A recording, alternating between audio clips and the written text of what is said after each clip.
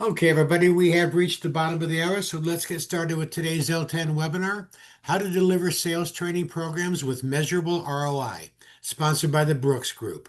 My name is Tim Sosby. I'm Editorial Director for L10. It's my pleasure to welcome you today and serve as the host of our webinar, and I'm going to start that with some quick housekeeping items for you. We are planning a 60-minute session for you today. You'll notice that your phones are on mute, but we'd love to hear from you throughout today's webinar. If you have any questions, any comments along the way, you can enter them into the Q&A window or the chat window. We'd love to hear from you again while the thoughts are fresh in your mind. We'll try to get the questions and comments throughout today's program, so please do become part of the discussion today. Uh, Today's webinar is being recorded and will be available on demand on the L10 website. The Brooks Group is going to send you a follow-up email after the webinar with a link to that recording, so look for that follow-up from the Brooks Group. The webinar will also be made available tomorrow, or later today, I'm sorry, on the L10 website, so you can always find it through the L10 on-demand library. I'll share an address with you for that library as well. And speaking of following up, after you leave today's webinar, a follow-up survey is going to appear on a separate browser window. I'd love to have you look for that survey when you leave today and quickly share your thoughts with us. We always appreciate hearing from you, and your feedback is always heard. And along those lines, there's an email address you can reach out if you have any questions or anything we can help you with about your L10 membership or one of our webinars. You can always reach out to us through webinars at l-10.org. I'll share that address later in today's program as well. Okay, with all of that said, I'm going to go ahead and turn things over to our speakers today. You're going to be hearing from Michelle Richardson, VP of Sales Performance Research for the Brooks Group, and Julie Gothard, Director of Sales Effectiveness for the Brooks Group. I'm going to turn things over to Michelle now. She's going to take it away and share her screen. Michelle and Julie, thanks for joining us today. Thank you so much, Tim. We are excited to be here and have some great content to share with everybody today. As Tim said, I am Michelle Richardson. I am Vice President for our Sales Performance Research Center at the Brooks Group. Really excited to have Julie with us. Great experience in training and as well as in life sciences. Julie, welcome. Thank you for joining me today. Today, we are going to share some ideas, some content around delivering sales training with measurable ROI. We are going to talk about kind of a strategic approach to training and measurement. We're going to talk about aligning with sales leadership on these initiatives, how to objectively assess those skill gaps and pinpoint development areas, and using a data-driven approach to design your training initiative and then get feedback and measurement. So some high-level topics that we're going to be covering over the next hour. As Tim mentioned, please feel free to engage with us in the chat. We want to hear from you. We will take questions as they come up. And it is always much more interesting for all of us if we can make this as much of a dialogue with you rather than just us talking. So we look forward to hearing from you throughout our session. We're going to kick things off with a poll question. And Tim, if you could launch that poll for us. We want to understand what your goals are for today. So why are you here? What are your sales training goals? And you can see the list here. Are you looking to upskill sellers, drive consistent selling behaviors, enable your frontline managers to coach more effectively, adopt a sales process or methodology, align training to business outcomes? Maybe you're looking to prove the ROI of your learning initiatives.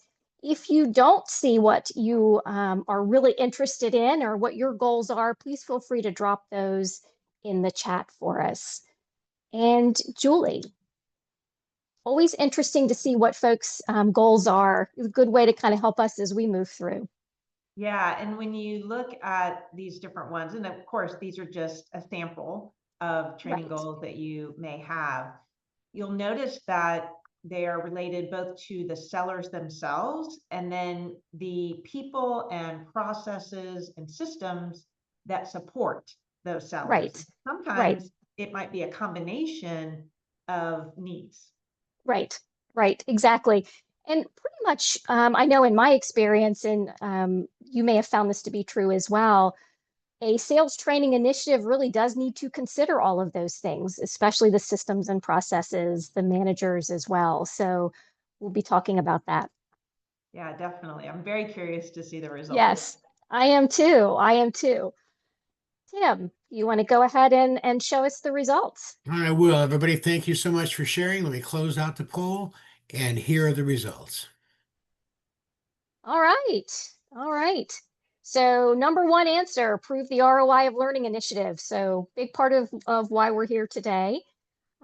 Aligning training to business outcomes and upskilling sellers on and driving those consistent behaviors, kind of the top three answers. What are your thoughts on that, Julie? Yeah, not surprising. Right. Certainly the ROI is the name of the webinar, so that's not surprising. Right. And I think what's interesting is that the aligning the training as well as the upskilling and driving behaviors, those are key pieces of being able to achieve that ROI.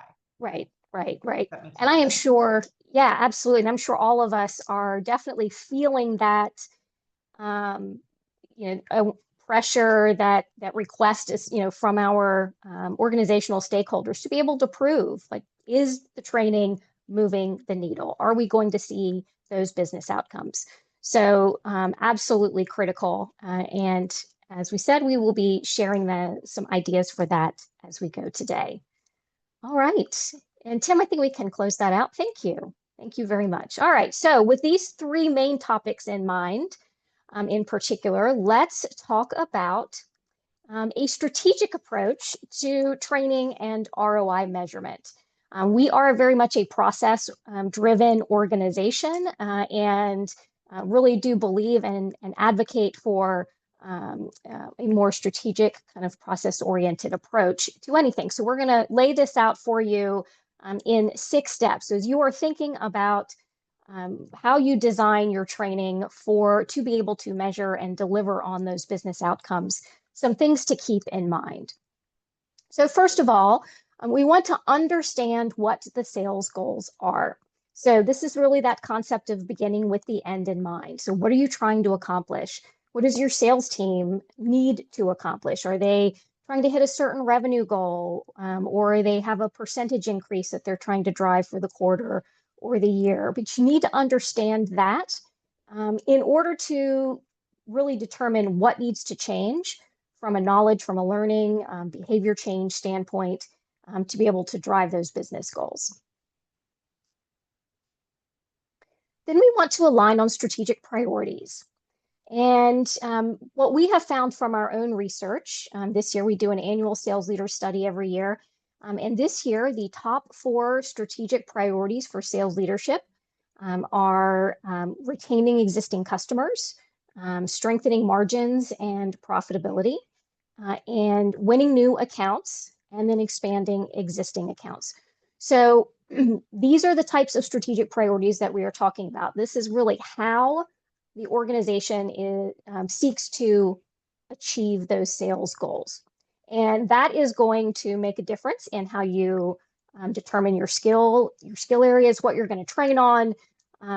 Really, your overall approach to training is, once you understand how you need to go about it, then we can design the training effectively. Any thoughts on that, Julie?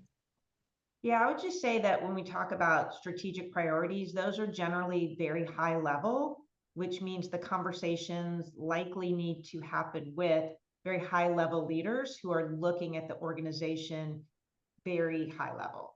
Because we don't want to get caught in very tactical type of priorities.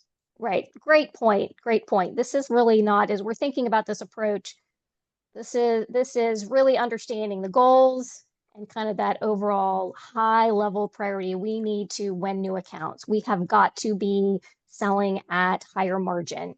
It's at that point, rather than some of the more tactical aspects of the development. From there, we can assess our skill gaps. So before you train, before you identify what you're going to measure, how to measure, you need to understand where those skill gaps are. Because the last thing you want to do is invest in training that does not target the right issues. That you will not be able to prove any business outcomes. You're not going to generate that ROI. You really want to be able to make sure that those are aligned. Once you have those skill gaps identified, then we can design and deploy our training. And we can target towards those skill gaps that align with strategic priorities and aimed at overall sales goals. And we're going to talk more about designing and deploying training in alignment with with these goals and in alignment with your measurement strategy as we go. But we want to be thinking about best modality, the right topics, how you involve managers, that kind of thing. We want to measure outcomes. And so at this point, we want to make sure that we have set up a measurement strategy that really aligns with multiple levels of measurement. So, satisfaction, confidence, kind of those post-training outcomes, but also, did they learn anything? How are they applying the skills? And then, of course, that alignment to business metrics. And obviously, this is a challenge, making sure that we are aligning our training to those business outcomes and understand what those business outcomes need to be. And then we want to use that data to learn and refine. So we know that training is not a one-time event, it's an ongoing journey. So we want to be able to use the data from our measurement strategies to understand where to move the needle, where do we need more focus, and where have we actually made a dent into and started to see those business outcomes move. Julie, thoughts on, other thoughts, input on this approach? I know from your experience, what have you seen? Yeah, I just think that once you put the investment in this type of approach, you're going to have a greater level of confidence that you're going to get the outcomes you're looking for. So it's really putting the effort in up front to have these pieces in place. Right, absolutely. You are much better off having that measurement strategy in place, like following this process and then having that measurement strategy in place early on. And then as you start to see results, you get greater confidence, and then it really does set the stage and helps you with credibility for the next opportunity, the next training initiative moving forward. Again, want to invite comments, questions in the chat. Would love to hear from you all and hear what's on your minds as we are going through this. All right, so we are enablement L&D professionals here, and one of the biggest things that we have to do in our sales training initiatives is we need to be in alignment with sales leadership. We need to get their buy-in. We need to make sure that as a partner with sales, that we are in lockstep with a sales training initiative that helps them achieve what they need to see. So some steps here. We want to engage with them early to understand their goals and priorities. So we've talked about goals and priorities already, but this is really where you can become that partner with them to understand, again, those goals and those high-level strategic priorities. Make sure that we're aligning training goals with those desired sales results. So you want to determine the skills that you need with these priorities, structure training to address them, given the team's baseline skills and capabilities. We want to pinpoint those specific gaps in sales skills. So we talked about, just said, you want to make sure that you understand the team's baseline skills and capabilities. And so we want to be able to pinpoint those gaps. So when you're having these conversations with sales leadership, you might hear things like, we're losing market share, or again, we need to win new customers. Assessing skill gaps, though, can help you tie and show the root cause of these problems to specific skill areas. Julie, any thoughts on this one? I know we had some conversations about this earlier. Would love to get your feedback. Yeah, so in terms of the desired sales results, just really having clarity on what those are, because as you said, in some cases, it might be about market share. In other cases, it might be about margins. And so depending on what the organization is trying to achieve, and then those skills that support being able to achieve those results, that's just really important so that the training is going to be able to address what needs to change. Exactly. And that has, that has an impact on salesperson skills. It also has impact on understanding the types of capabilities they have, how they're wired, how they're naturally going to approach, scenarios where they may give up margin, or scenarios where they may need to win new accounts to build market share. So we want to have that full picture. And so to your point, getting really crystal clear on what those desired sales results look like. What should these salespeople be able to do? What do sales leaders need them to do as an outcome of the training? Yeah, so an example of that would be if the real desired results are about new customers or new clients, and you have a sales force that is really more geared towards account management, that's a disconnect. Right. That need to be addressed. Right. And we see this a lot in working with clients.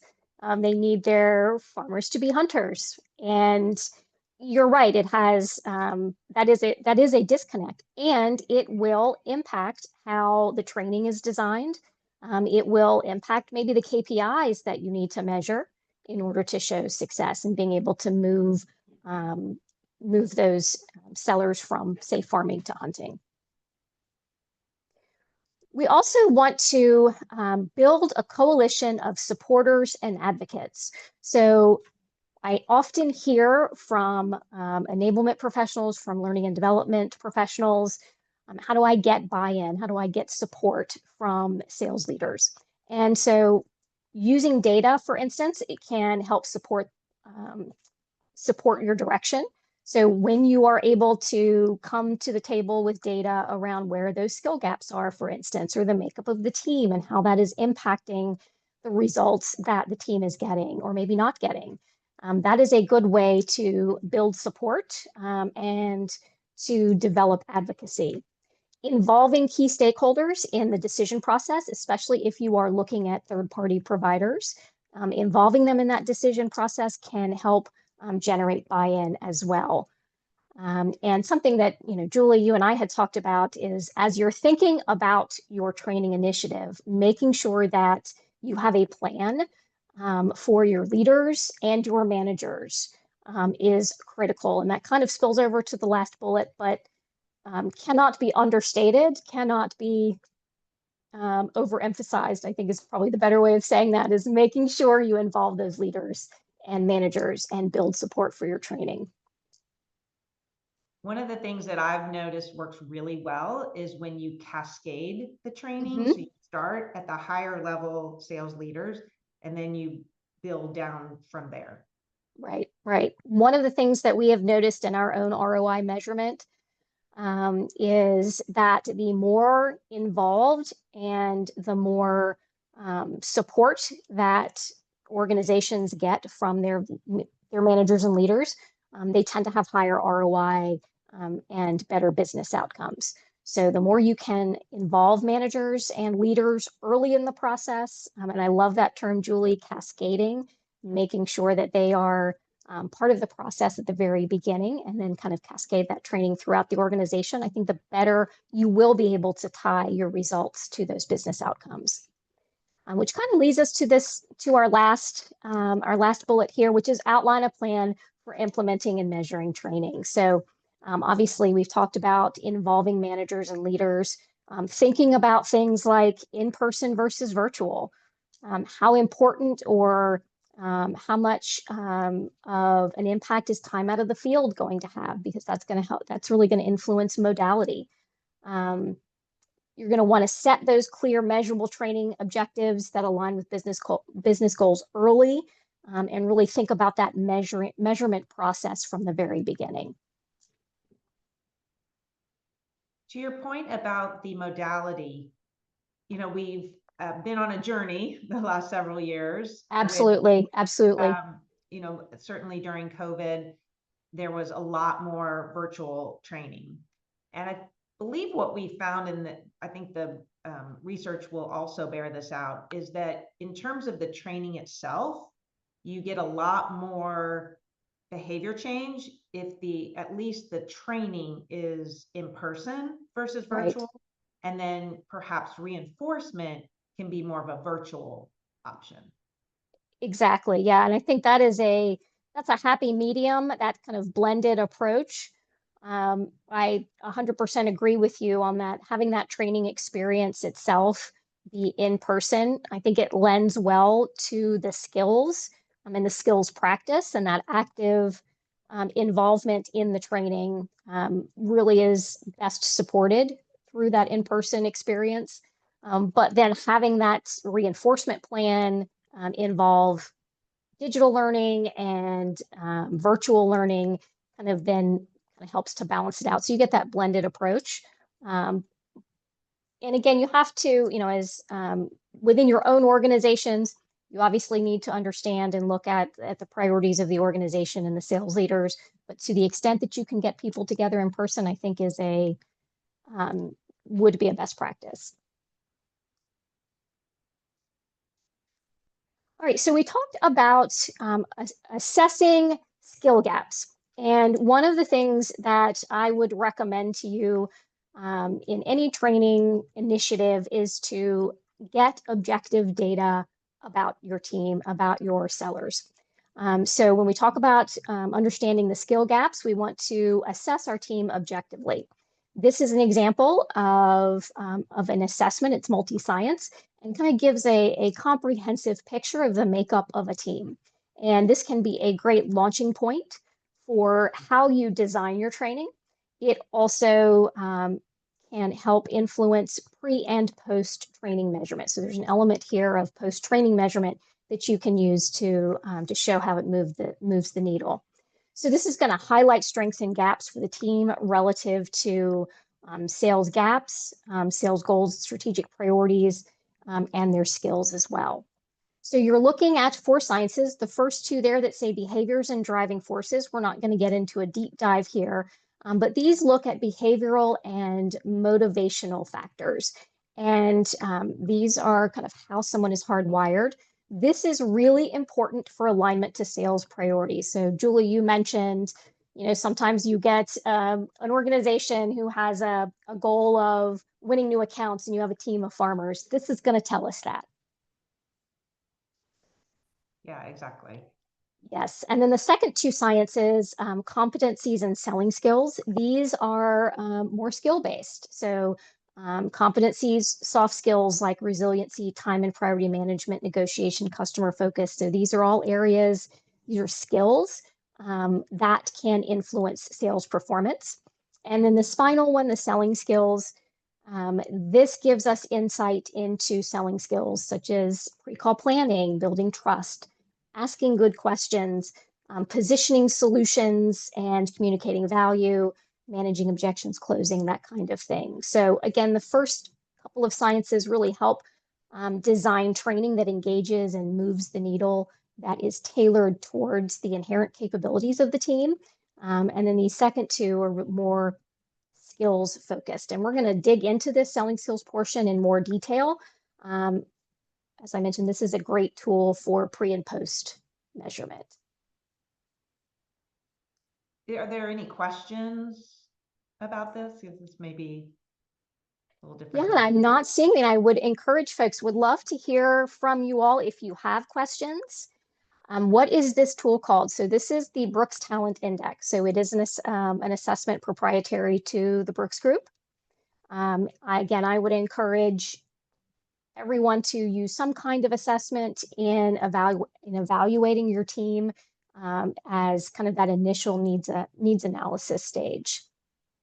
And I'm curious if others are using assessments as part of their training or as part of your measurement strategy. Would love to hear from you.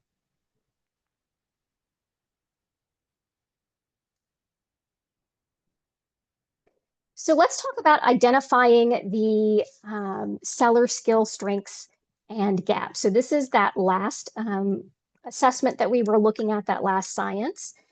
And this is really, again, giving us a sense of the level of development of someone's sales skills. So each bar, this is an individual report, each bar represents a set of core skills associated with a consultative sales process. So where you see areas of blue and gray to show strengths, areas of pink and red show gaps. The bottom number is a composite score of overall sales acumen or overall sales effectiveness. So using this, you can see the individualized strengths and development areas, and the data can be combined and analyzed across teams, which is again helpful in that training solution. Julie, what's your experience? I know you've used this in the classroom, you have experience with this. Would love to kind of hear your thoughts on this. What I really appreciate about this assessment is it provides some aha moments for sellers. Mm-hmm. Because sellers, you know, they get real busy and they're in their day-to-day, and they don't often pause to figure out what are they really good at and what are they struggling with. They just know that they might not be getting the results that they want, but they don't really know Right. why. Right. And so this helps to really highlight the why of the results that they're currently getting, and it also provides a why to the training itself, because everybody is going to have some strengths and some opportunities to develop. Yeah. Yep. Agreed. And really gives that objectivity. So, you know, as we were talking about building, building support and advocacy, being able to use data like this can also help in selling a training initiative or a training direction inward as well. So in Q&A, Amanda is asking, how long are the surveys? Yes. Yep. So this particular assessment is 48 questions. And so it takes roughly 45 minutes to complete. And we have an example of a question coming up, so we can kind of walk you through that as well. And we haven't. Go ahead. There's questions in the chat. Yes. Thank you all for adding some questions. So Rachel, in general, how long would it take to get baseline insights across all 4 to enable teams to make the appropriate decisions? So typically we allow, it depends on the size of the team. But when we are using this with a team, you know, we allow, make sure I'm understanding your how long reference, but usually takes a couple of weeks to get folks to complete the assessment. And then it might take us another week or so just to compile the results and be able to share that back at the team level. At the individual level, as folks complete the assessments, the results are generated immediately as they're done. And then the process we follow to develop similar tools.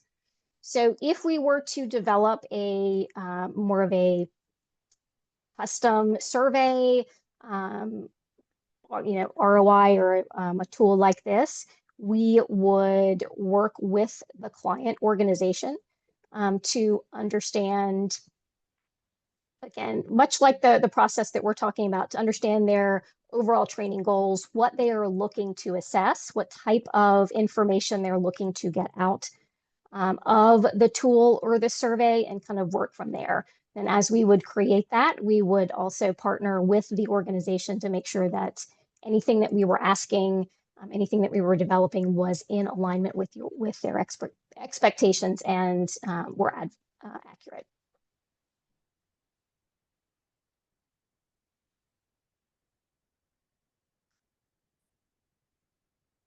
Follow-up question to clarify, 48 questions that cover all 4 sciences. No, that is not. The 48 questions is just that last one that we looked at.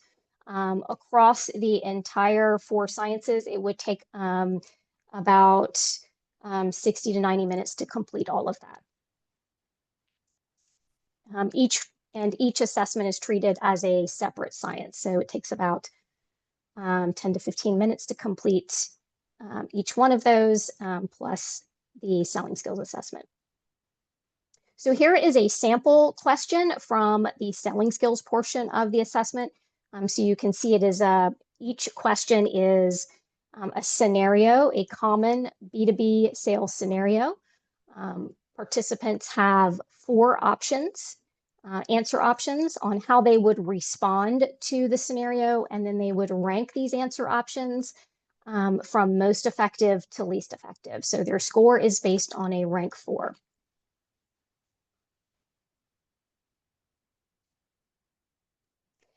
So we've shown you some information, especially around this skills assessment. The results are presented within the context of the impact process. That this is our sales process, which you can see here. Each step incorporates core selling skills associated with that phase of the sale. So it is applicable whether you're looking to institute a common sales process, a new sales process, or if you are just looking to evaluate core selling skills across the sales life cycle. Julie, anything to add here? Yes, so this particular sales process is very intuitive. There are a lot of sales processes out there. My experience with Impact has been really positive, and specifically when you look at the investigate step and it says qualify, that's one area that is a little bit of a differentiator, I think, for this process. Not every sales process really spends time on qualifying opportunities. And so that helps people not spin their wheels on opportunities that really just are, for whatever reason, and there's a couple of reasons that we go into, it's not going to happen. And so this allows sellers to spend their time and energy in places where they have a greater chance of success. The other thing I just wanted to add is, even though we go through the SSI results within the training, there is also time allocated to understanding the results of the other assessments, so that people don't just read something on a report and not understand what that means. So there is time allocated for that as well. Right. Great point. Great point. I think that is the value just in general of assessments in general. So being able to use them upfront, again, as a needs analysis tool to really understand kind of and pinpoint for you all as professionals to be able to understand kind of the capabilities and current skills of the team that you have and how to design that training, but then to use those during training as self-awareness, as part of the teaching itself, as part of the training, to help your sellers become more self-aware, to be able to and really understand where their strengths are that they can leverage, and where they also need to develop. And then being able to use at least a portion of this on the back end as the measurement tool, so it becomes a multifaceted tool that can be used throughout the training process. So we've talked about using the sales skills assessment as part of your measurement process. And so here's kind of an example and some research that we have done on seller sales skills. Again, this is all in the spirit of thinking about how you align your training to those skill areas, understanding strengths and gap areas, and then being able to measure the results. So the example of what you see here is an analysis of sales skills assessment results that we have conducted. It is the product of almost 19,000 sales assessments. What this shows is kind of the average score on a 100-point scale across these skill and process areas. So you've got investigate step, as Julie was just talking about, prospecting, qualifying, pre-call planning, all the things that we need to do to set ourselves up for an effective sale. The meet step, building trust and rapport, probe, asking questions to uncover needs, apply, recommending a solution, being able to present your products and services in a way that conveys value. The convince step, managing objections and negotiating terms, and then tie it up, closing the sale. So what you see here, again, average scores of about almost 1,900 sellers across the sales process. What you'll notice is the highest scores are in the apply, so talking about product or service, and the convince, managing objections and negotiating terms. So those are the highest scores. This is really where teams excel and kind of where they have the most knowledge. The lowest scores you'll notice are in the investigate step, which Julie was just talking about, being able to prospect, qualify, pre-call plan, asking good questions, and closing the sale. So essentially what this is saying in terms of sales knowledge is that sellers are most comfortable going in and meeting their customers and stakeholders, talking about product, and then convincing them about that product as well. So when we look at this, where we want to focus, what happens is folks are having more difficulty than closing the sale because they aren't qualifying well, they're not planning effectively, they may not be asking the right questions, and then they're running into trouble when it's time to close the sale. I'm curious if your, folks out there, if you think about your sales teams, if you see any of this kind of playing out in your own organizations. Is this something that from a skill area resonates with you? What this leads us to is more of a transactional approach as opposed to a consultative approach.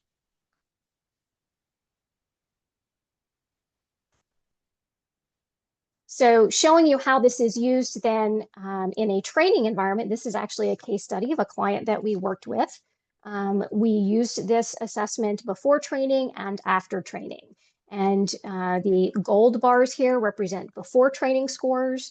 The blue-green bars here represent their after training scores. So again, you can see where they made the most progress before and after. This was done approximately 9 months post-training.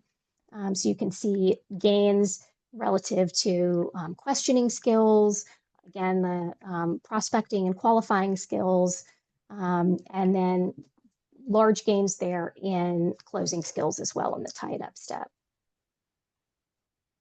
Julie, what are your thoughts? I know you've worked with teams and organizations. We're kind of showing this pattern. How does that compare with your experience? Very consistent.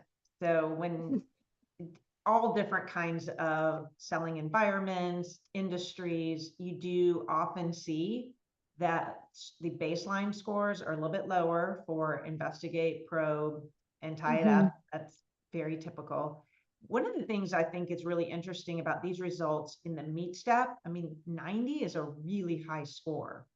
And one of the things I believe contributes to that is that we do look at people's natural behavior preferences and help them understand how to adapt their natural preferences to the client or customer's preferences. And that's part of that meet step. And so just having that, first of all, self-awareness about themselves, and then how to adapt, I think that probably contributes a lot to that very high number. Yeah.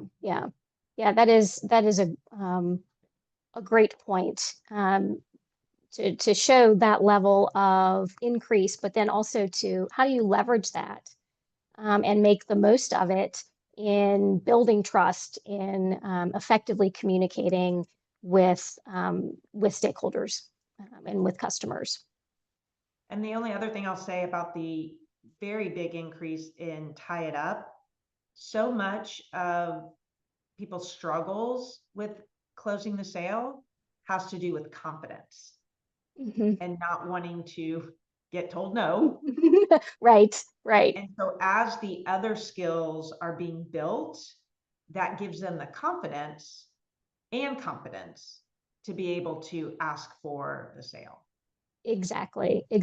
I so agree with you on that confidence piece of it. Like just even asking for the sale, knowing when to ask for the sale, recognizing the signs that the customer is ready to buy. If there are questions on the assessment that speak to and relate to, recognizing when the customer is actually ready to buy and ready to commit. Do you know when it's time? ask for the sale. So having that confidence, being able to ask for the business, I think being able to communicate what it is that's most important to the customer and being able to connect that back to your solution, then even as well builds that confidence to close.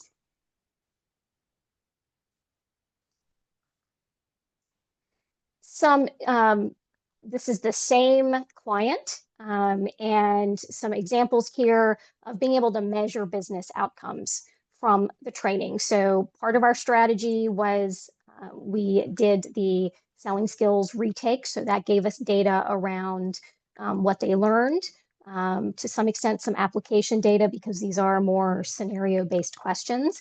But then we also measured business outcomes. And you can see here that they achieved a 20% average increase in their average sale amount, a 40% average increase in conversion rate, and a 20% average decrease in sales cycle length.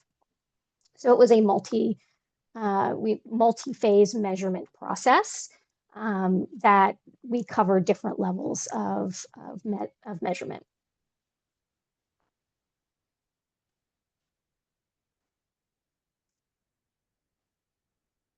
Oh, and we have a question here. What length of time passed before we measured that? So on the business outcomes, we measured that at the 6-month mark. We typically, our measurement cadence is immediately post-training. We will do a post-training survey, and we will measure satisfaction with the training. We will also include confidence metrics. So we have them rate their skills before and after. And we look at that as a measure of confidence in the content and their ability to apply those skills. We have an e-learning, a digital learning platform. We will get metrics from that at roughly the 12-week mark. So that gives us, like, say, 3 months in. Next quarter, we've got learning and application metrics. There's some AI practice modules in there as well, so we can get metrics from that. We'll do the ROI at 6 months for most clients. And then we do the selling skills retake at 9 months. So that gives us quarterly checkpoints with measurement. Now, those timeframes can be adjusted or may vary, again, based on sales cycle and the needs of the client, but that is kind of our standard cadence and how we approach. Michelle, can you answer the question live that came into the Q&A? How do you report on those business outcomes, knowing there are likely more variables impacting the scores beyond just Yes, thank you, Julie. Great question. So when we are putting together our data, and our ROI data is typically gathered by survey. So we're looking for data given to us by survey, but we will ask questions to attribute a percentage of the results to training. So we will ask specific questions. What percentage of your results do you attribute to the training? And so, it could be anywhere from 0 to 100. We will then adjust the data output based on those attributions. And we also look for any kind of outlier data, and we'll remove that as well. But we are very much aware that, particularly in training scenarios, that there are other factors at play. So it could be, season or economic conditions in the market, training, et cetera. So we do seek to isolate as much as we can to the training. So speaking of measuring the outcomes, so here's kind of some thoughts, some ideas for using a data-driven approach as you are measuring the outcome of your training. So we've talked quite a bit about pre and post training assessments, so being able to compare performance before and after training. So again, can't emphasize that one enough. Performance dashboards, so measuring key performance indicators that map business outcomes. So, this is thinking through what are your KPIs before and after. You can compare groups that were trained versus those that weren't, if that's an option for you. Using data sources like CRM, that kind of thing. One thing, Julie, that you and I were talking about as we were kind of preparing for this was considering the systems and processes in the organization that will support the training. And I know that's so critically important. Would love to get your thoughts on that. Yeah, if you want to make the training more than just an event, then you really have to consider and get buy-in from the managers and leaders and other stakeholders how to have systems and processes that support what you're trying to achieve. So for example, if there is a CRM, a customer relationship management system, really embedding the learnings or the skills, some of the language from the training into that CRM, that can help to extend the learning beyond just the training event. Great point. Great point. I have also seen organizations add KPIs to the seller to support the training. So for instance, if part of your teaching includes pre-call planning, right? And there is a particular pre-call plan that is required, or certain elements of pre-call planning that you want to build into the process. I have seen organizations actually add that as a KPI. So managers are, required to view a certain number of pre-call plans, or those pre-call plans need to be attached to the record in the CRM, that kind of thing. And what we find, again, just kind of in working with organizations and measuring ROI, things like systems and processes that support the use of the training, or building the training into KPIs can make a difference in the type of business outcomes that they're achieving. And to take that even further, if the sales managers are using some kind of field report when they're with their sellers, they can incorporate in that field report the skills, the processes, the things that are related to what was trained. Yeah, absolutely. Exactly. So I think that is a great conversation to have with sales leaders as you are developing your training initiative and thinking about measurement is what are those KPIs that we want to measure? Again, we measure standard KPIs like conversion rates, average sale amount, and sales cycle, and additional sales made. So those are standard ones that we measure as part of our ROI process when working with clients. In addition, you may want to work with your sales leaders to understand what those KPIs should be. What do we want to measure? How do we configure, build into these systems and processes within the organization? So, again, CRM, whatever other processes that you might have. How do we build the training in so that the systems support it? One thing with KPIs that I would also kind of ask you to keep in mind, or suggest that you keep in mind, is pick 3 to 5. I would not go, I have seen organizations measure too many KPIs, and that gets difficult to track as well. And some of those KPIs can be more activity-based, and some of them can be more skill-based. Exactly. And I think that is a great point, because the skill-based KPIs can lead to business outcomes. And so can the activity-based. So we want to make sure we're getting a mix of leading indicators and lagging indicators. So your KPIs should also, you want to measure things that are not just backward looking, like revenue. We want to be able to look at things like conversion rates, things like movement of deals through the process, behavior type KPIs, things like we keep talking about completing pre-call plans, but as folks are executing on the activities or on the training that you've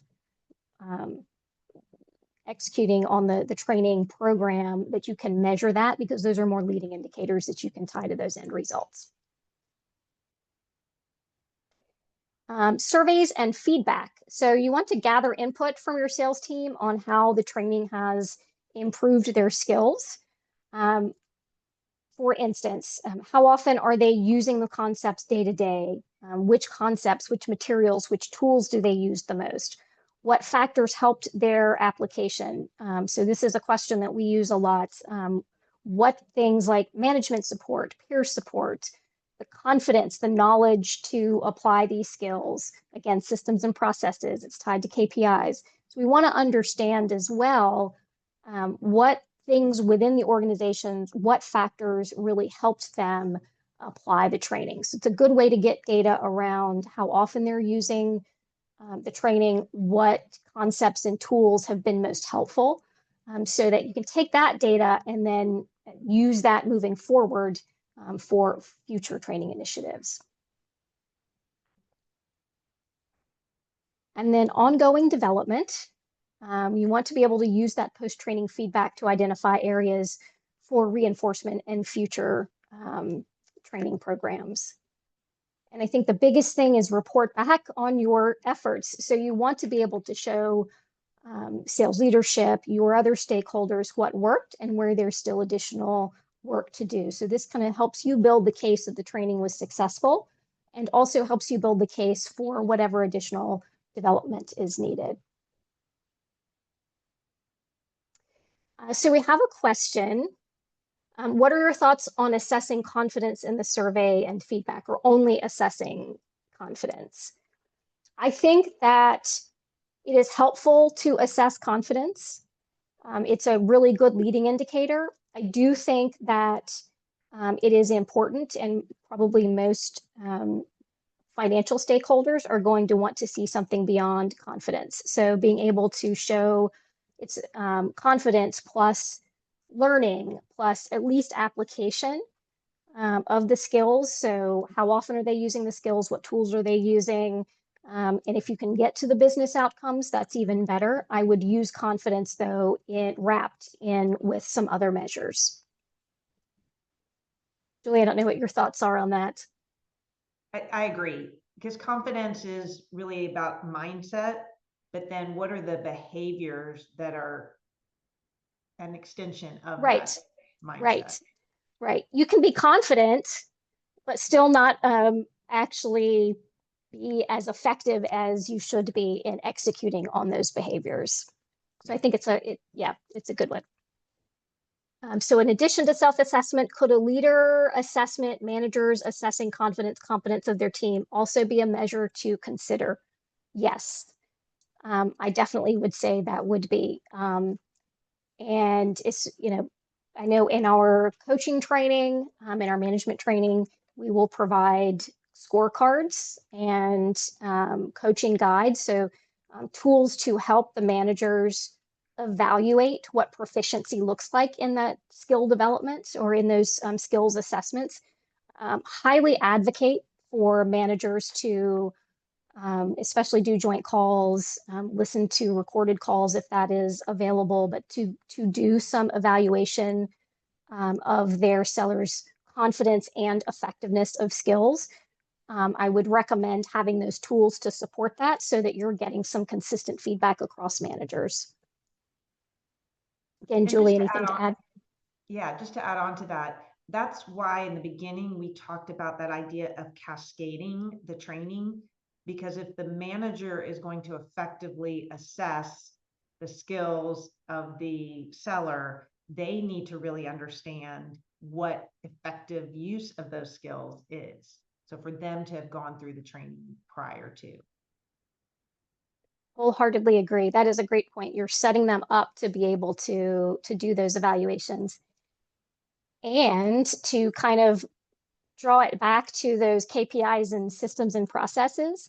If there is a way that you can hold those managers accountable for the expectation of completing those skill evaluations, assessments, highly recommend. So, if there's a certain number per quarter or per month or something like that. But there should also be an accountability measure for managers to be part of that. Any other thoughts, Julie, on kind of what we have talked about here? Nothing to add right now, but I'd love to hear your answer to Kevin's there in the chat. Sure. Okay. So describe what we would typically include in a coaching guide that we found to be impactful. So great question. In a coaching guide, typically what we would provide is, so let's say it is related to impact selling, which is our process. So we would provide first kind of an overview of each step of impact, kind of key behaviors that you would expect to see. Answers to common coaching questions, because we also want to support managers in they're having to learn the process and learn the skills as well. So we want to kind of equip them with common coaching questions for those steps and those skills, and then some common coaching points. We also then want to provide them with what does proficiency look like? What kinds of behaviors and activities should they be seeing from someone who is has reached a certain level of proficiency, and then someone that has reached an exceptional measure of proficiency? And then what does somebody that needs development look like? So you kind of have 3 stages with bullet points of kind of the behaviors they would expect to see at those levels. So that gives managers then that consistent rubric, if you will, that there's a common definition of skill level at each of these development level areas or development levels. And just to add on to that, the coaching guide also includes ways for them to consider their sellers' behavior preferences, motivations, competencies, so that they can tailor their coaching to the seller themselves. That is such a great point. That is such a great point. Because how someone gives feedback, receives feedback, how they sell, how they deliver on and execute on the skills has a lot to do with how they are wired. Do we customize for customers? Yes, we can customize for customers. Michelle, there's an earlier question. How much of your focus is in the pharmaceutical industry? So our focus is, we have quite a few customers in kind of the life sciences and healthcare fields, as well as others. Off the top of my head, I don't have an exact percentage, but we do have, yes, a key vertical for us is in the life sciences area.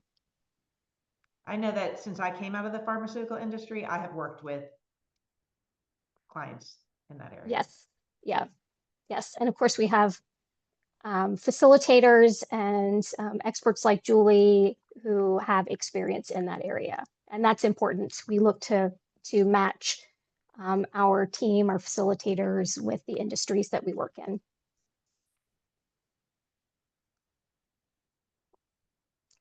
All right, few key takeaways.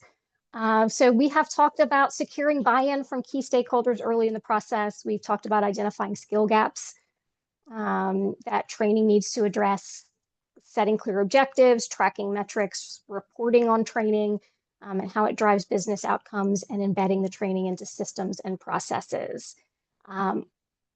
Curious if you all have any other takeaways. Feel free to drop them in the chat, or any additional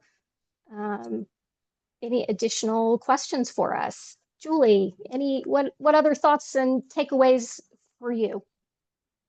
Just that when you look at these key takeaways, again, it really is about an investment up front so that the training is impactful. Great point. Great point. And you can see here we have some resources. There is a QR code for tips for choosing the right B2B sales training provider, if you're interested in scanning that. If you want to get in touch, have a conversation with us, there is a QR code for that as well. And We have so appreciated your time today, appreciate all of the questions and the interaction. Julie, thank you so much for sharing your insights with us as well. Any final thoughts? Just wish everybody great success. I know it's not always easy, especially the buy-in piece in the environment that many of us find ourselves in. And so I just wish you great success. Thank you. Same.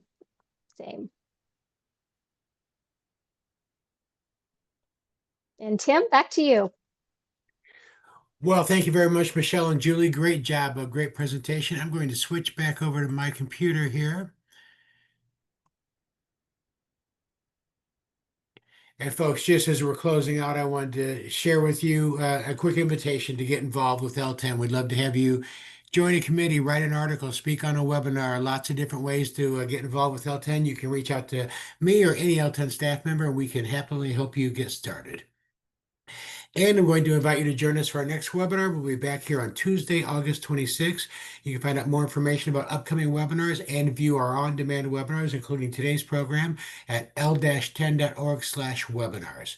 There's the email if you have any questions or anything we can help with. Don't hesitate to reach out. Other than that, look for a follow-up from the Brooks group with a direct link to today's recording. It'll also be on the L10 website. And let me just end with some final thank yous. I'm going to thank our speakers today, Michelle Richardson and Julie Gothard. I'm going to thank our sponsors, the Brooks Group, and I'm going to thank all of you for your time, attention, and participation in today's program. Everybody have a great rest of your day, a great rest of your week, and we will talk to you all soon, everybody. Thank you. Bye-bye.